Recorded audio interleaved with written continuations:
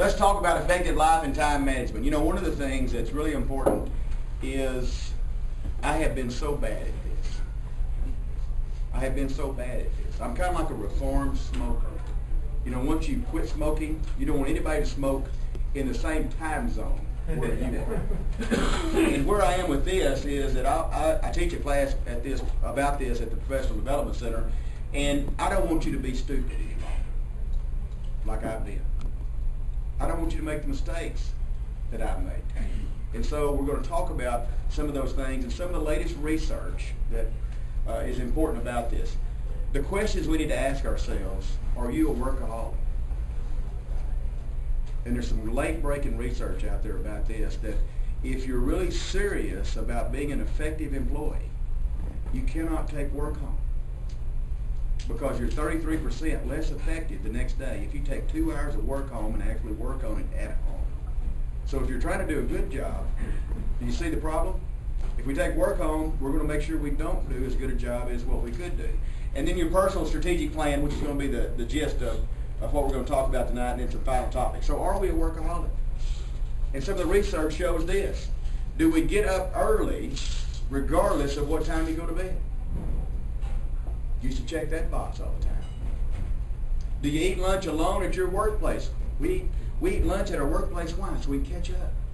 And yet research shows that if you don't take a 35-minute break, you're going to make more mistakes that afternoon. So you're really not helping yourself. In fact, you're hurting yourself and you're hurting your job performance. Do you find it difficult to do nothing?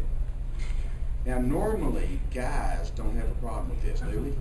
I mean, if I can get in my favorite chair and everybody just be quiet a minute, I'm out of here, you know? But we need to take time for ourselves, and you're not cheating anybody, and you're not being selfish. You're doing what's right. And then we're going to talk about, are you energetic and competitive? Now, sometimes this can get us in trouble with our boss, okay? Because I'm very energetic, very competitive. I'm very extroverted. I can talk to the Walmart greeter about 30 minutes, because when they say, how are things going, I think they honestly want to know. So I tell them how things are. I met all the people out here, asked one of the kids, I said, are you getting a spacer in your ear? And he said, no, I'm just, how do you know about spacers at your age? Okay, but anyway, I said, those are ugly, you know? I mean, when you have a big ear, have you seen those things? You know, look, that's not right. So, do we work weekends, holidays, and nights? Bad deal here if we do this. Bad deal. Because we got family, don't we? Somewhere. I've made this mistake. I have a son that won't talk to me right. Made this mistake. Don't do that. Don't be stupid. I got some t-shirts you can wear. You don't have to do it. You can wear my t-shirts, and that way it saves you the misery. Is it hard to impossible to take vacation or time off? Listen, every one of us need to hear from the back seat, from your kids or your grandkids. Are we there yet? That is a rite of passage. You know, we need to all hear that. I had a soldier one time, Rick, and I went into this command, and one of the things, when I learned how stupid I had been, I may have gone too far the other way, but I called Rick in my office, and I said, you know, Rick, according to the records here, he was a civil service employee. I was on active duty with the Army at Camp Mabry. And I said, Rick, according to these records, you haven't had a vacation in 8 years. He said, I know it, I'm proud of it. Place is shut down without me. I said, well, then I need to fire you. He said, what are you saying? I said, well, I need to fire you if you have made yourself so indispensable that nobody else knows what to do. You're killing me. He said, well, I don't understand that, sir. I said, well, okay, you're going to have a vacation in July. This was like in November.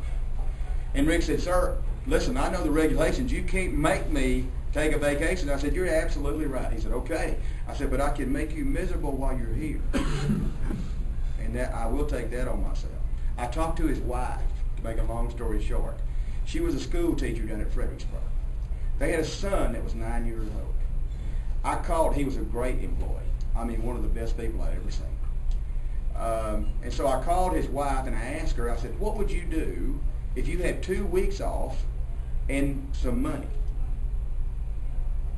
She said, oh, you know what, Rick has promised us that he would take us to Disney World. That's the one in Florida, right? Disney World. He's going to take us to Disney World one of these days. She said, we've been talking about it for years. More than one way to skin a cat, isn't it? So I got Rick a $2,500 bonus check, which is what I could do back then, just signing my name. And he did a great job, the best one in the battalion.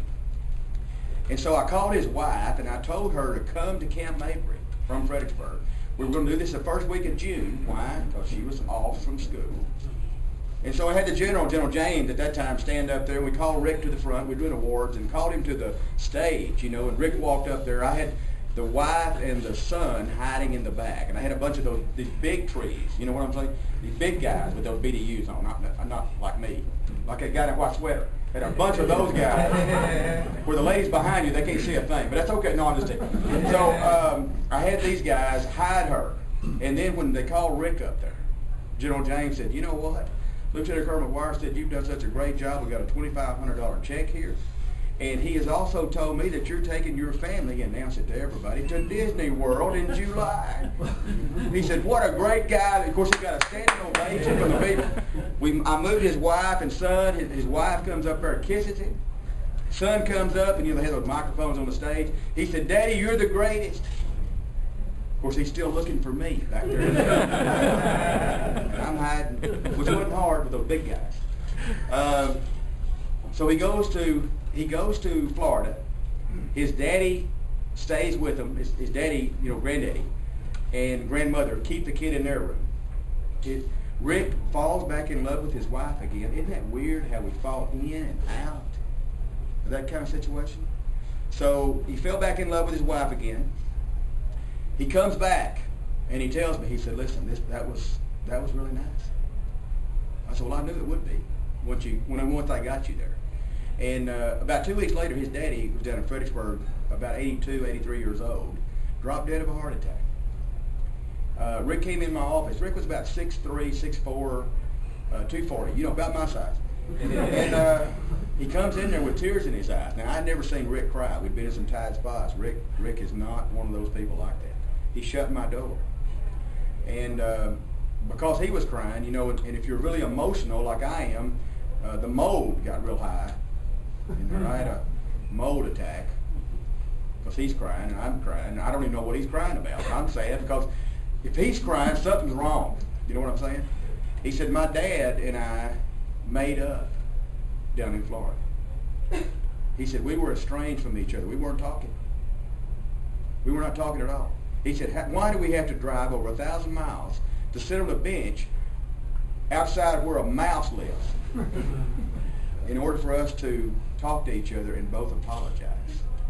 He said, if you hadn't made me go, he would have left this world and I've still been mad at him. We had unresolved issues. So one of the things I tell you now is that if you got unresolved issues with somebody, call them tonight and get over it. Now, only the strong person apologizes. The weak person can't. You know what I'm saying? The weak person can't. In the Army, if you stomp twice, that means that's a test question. Time to wake up, take a note. Do you dread retirement? Listen, let me tell you something. This is the most exciting time of your whole life. I mean, I'm going to be 60 this year. I retired in 2000. And I can tell you right now, this last 10 years has been the most enjoyable time in my whole life. One, because I get to sleep in a bed. I go to a commode that flushes. You know what I'm saying?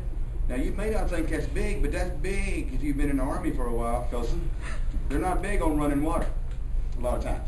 So, if your only friends are at work, we may have a problem. If your only friends are at work, let me tell you something, and my mentors told me this, Ken Hemmingson at IBM, Charlie Kelly, who had retired before me, Keith Brewer, Liz Coker, a number of others told me, said, listen, when you leave Camp Mabry, they will cease to be your friends. I said, that's not true. Everybody likes me. That is the truth. I mean, they got other things to do now. They got other fish to fry. I called them. I said, can we go to lunch someday? Well, you know, we got a big inspection coming up. When is it? 6 months from now? It's really big. Life and death.